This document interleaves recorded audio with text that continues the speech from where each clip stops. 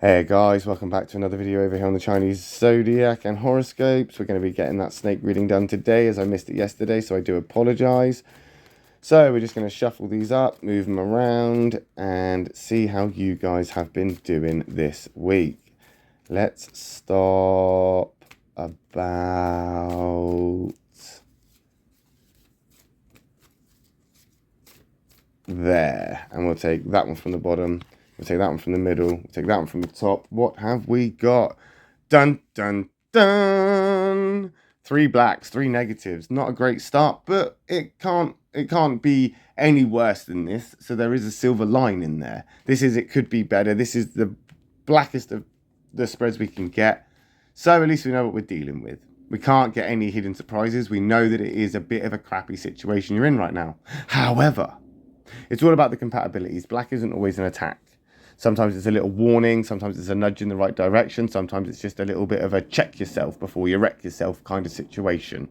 It's all about what we're hiding on the other side. And that is a good card for the snake. See, black isn't always an attack. That rooster card swooping in. That rooster card being that, or that rooster being a part of your affinity triangle. It's a part of the most compatible people or most compatible signs that you can get for yourself.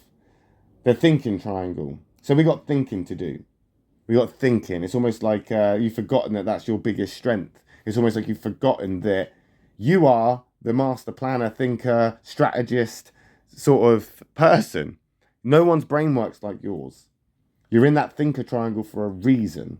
And I think you need to start appreciating that, especially with your intuition, especially with the way you feel things, especially with what you're thinking and what your decisions are based on of, that thought process or from that thought process. It's easy to put yourself down and criticize yourself and say that you've been getting it wrong or your intuition is off or you're feeling like, you shouldn't be feeling this way, or you'll argue with yourself and say, no, that's wrong, that's wrong. Or maybe you shouldn't argue with yourself. Maybe it's time to be a little bit less critical and don't let people from the outside tell you how you feel. You're very unique, you see, as a snake person. Because not only are you in that thinker triangle with great intuition and a great mind and a great way to see through the bullshit, but you're also a karmic card. So you definitely feel energy differently to other people and feel things before other people may feel them. So you listen to yourself. You have to trust yourself. And I think right now, because you're not trusting yourself, you feel like you're gravitating all this negativity towards you. And you're feeling like that this is probably expected. And you're like, yep, that makes sense. Yep, I knew I was having a crappy time, but you're not having a crappy time.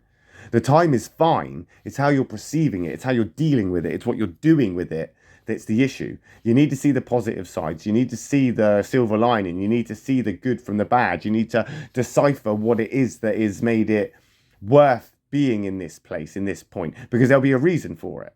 Why are you here? What are the good things? What is the optimistic silver lining positive side to what you're going through right now? And if you say there isn't one, that's bollocks. You're just not looking hard enough. There will always be a silver lining. The universe works in balance. With bad, there is good. With good, there is bad. With negative, there is positivity. With positivity, there is negativity. It's just the way the universe works. So if you've got all this negativity around you, somewhere out of your line of sight, somewhere that you're not paying attention to, somewhere that is just out of your reach, there is a positivity sort of bubble waiting for you to find it and leave this place into it. And this here, criticizing yourself, judging yourself, not trusting yourself, putting yourself down, overthinking that you could be the one in the wrong, that is not going to be the way forward. That's going to be your biggest drawback every time. The tiger's coming in there, and it's because you're not trusting it. You don't trust it. You're suspicious. You're finding it very, I suppose in some ways, too good to be true. Everything just seems too right. Everything seems like, or not too right, because that's not the problem. It's not that it feels all too right. It's just, you're not used to things going right.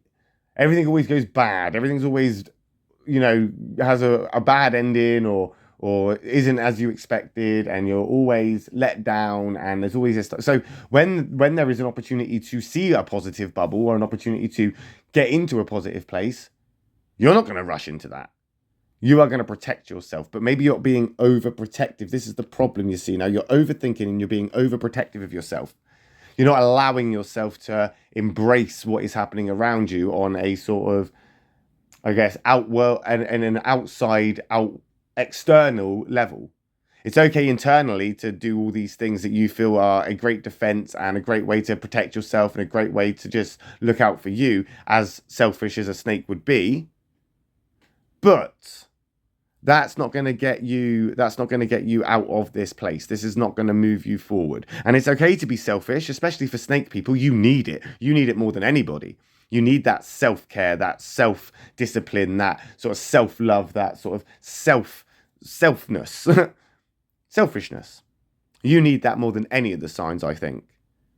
But you also need to be considerate here. And potentially your selfishness or your self-care, your drawback into this defensive place isn't warranted as much as you think it is. And now you feel it is. Now let's just put it into perspective. We've just had Mercury come out of retrograde. We've just had this new moon. The winter solstice is around the corner. There's a lot of energy shifts going on. There's a whole astrological side of things to this as well. It's absolutely chaotic out there at the moment.